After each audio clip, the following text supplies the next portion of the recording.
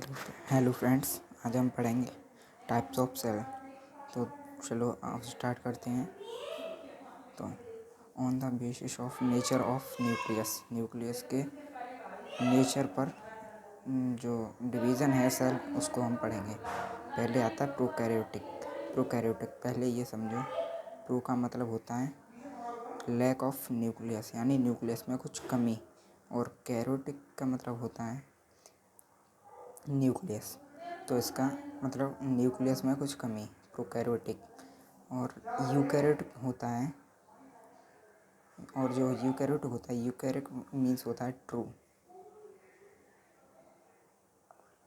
Eukaryotic means होता है true, यानी कि जो बिल्कुल वेल डिफाइंड न्यूक्लियस हो। यहाँ पे कैरियोटिक का मतलब होता है न्यूक्लियस, और यू का मतलब होता है ट्रू, यानी कि वेल डिफाइंड न्यूक्लियस, और ये lack of nucleus. Okay, I hope you are understand. And this is a prokaryotic. A cell which does not passes membrane bound cell organelles is called prokaryotic cell.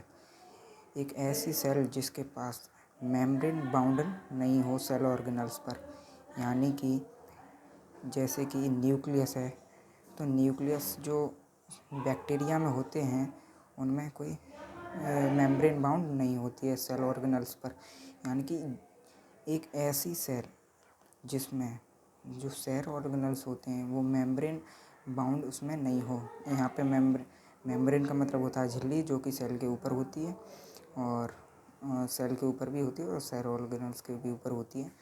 Bound का मतलब होता है बंधा हुआ है, यानी कि उसमें पैक। तो प्रोकैरियोटिक में जो न्यूक्लियस या सेल ऑर्गेनल्स होते हैं वो उसमें पैक नहीं होते हैं, वो ऐसे खुले हुए होते हैं। तो ये डिफरेंस हो गया पहला। ये होगा अब हमारा दूसरा। A cell which possess a membrane bound cell organelles is called eukaryotic cell. वहीं इसमें वेल डिफाइंड न्यूक्लियस होता है, तो इसके जो सेल ऑर्गेनल्स होते हैं वो मेम्ब्रेन बाउंड ऑर्गेनल्स होते हैं। तो सेल ऑर्गेनल्स जो हैं वो मतलब पैक हैं एकदम। इसमें सब चीज़ वेल डिफाइन है, इसमें लैक यानी कि कमी है कुछ।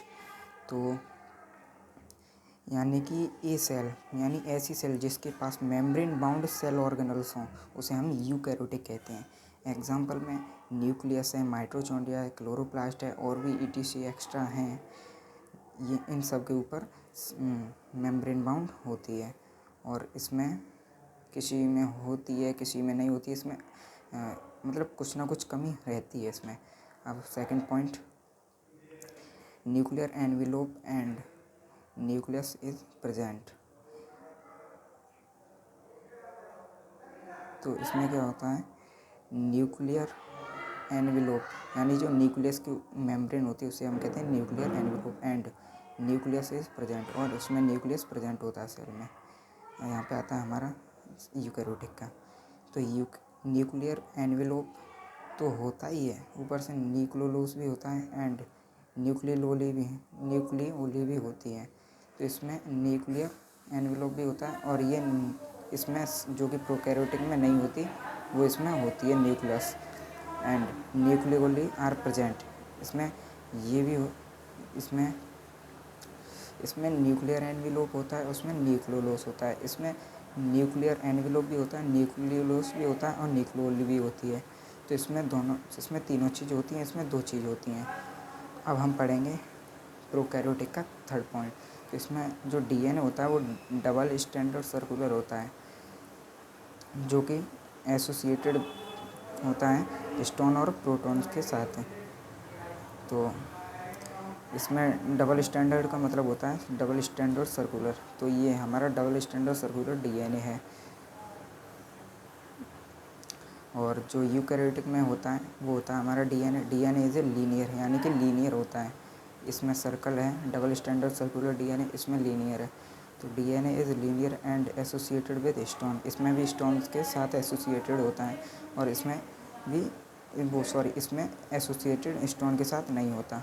ओके। और तो साइज़ की बात करें हम तो इसमें साइज़ कहीं तक छोटा ही होता है, और इसका साइज़ बड़ा ही होता है।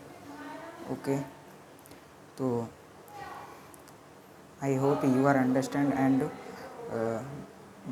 आगे हम और सेल यूकैरियोटिक प्रोकैरियोटिक के डिफरेंस के बारे में पढ़ेंगे, वो हम सेकंड पार्ट में पढ़ेंगे।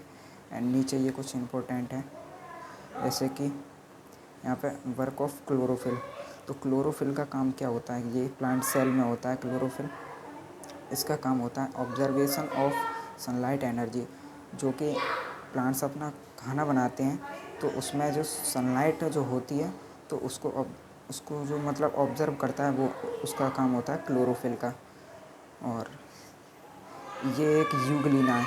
यूग्लिना एक यूनिसेलुलर है, यानी एक कोश की है, विच कंटेन क्लोरोफिल। यूग्लिना एक ऐसा यूनिसेलुलर ऑर्गेनिज्म है जिसमें क्लोरोफिल पाया जाता है।